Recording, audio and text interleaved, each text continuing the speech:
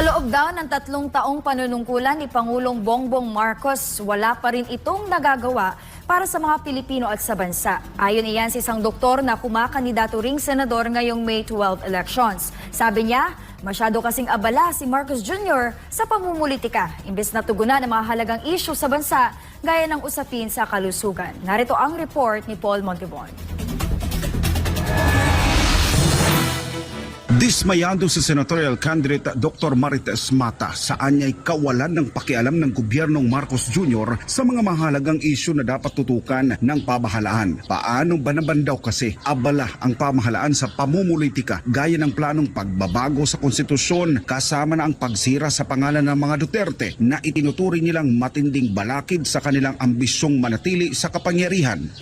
Well, ang nakita lang natin is they are really prioritizing how they will extend. Yun po ang nakita natin. Pagpasok pa lang, gusto nilang magpapirma para mabago ang constitution, para bago ng ating sistema. Kaya lang nakita ng maisog yun, pinigilan. Just, for few months pa lang yun ah. Tapos, politics. Iniipit si VP Sara. So, ang focus nila is more on politics. How to stay. Remove the best opponent, which is VP Sara. Remove the Dutertes. Anya, matatapos na lang ang kalahating termino ng gobyernong Marcos Jr. pero wala pa rin itong malinaw na programa na naibibigay sa publiko. Tila kabaliktaran anya ang gobyerno ngayon kumpara sa nakaraang administrasyon kung saan ang mga Pilipino ang prioridad ni dating Pangulong Rodrigo Duterte. Ang kaibahan noon, priority ang tao. Naramdaman nyo ba si PRRD na paano ako hindi na makakaalis dito? Paano na yung mga anak ko ang mga next na presidente? Walang ganun si PRRD. Sa kanya is anong magawa ko sa bayan.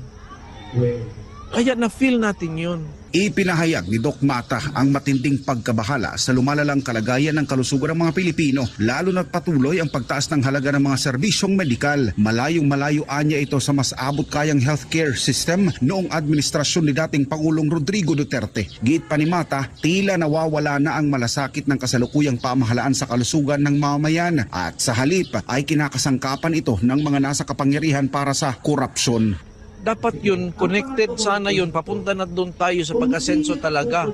Kasi nandun na yung malasakit center eh. Kung walang malasakit center, kung hindi yan naging law, ewan ko na lang. So, tama yung nasimula ni PRRD, which is the malasakit centers. Then, pagpasok nitong bagong admin, regarding health, wala po. Kasi tinanggalan pa ng pondo eh. Tinanggalan pa nila ng zero pa ang kanilang funds sa kanilang GAA.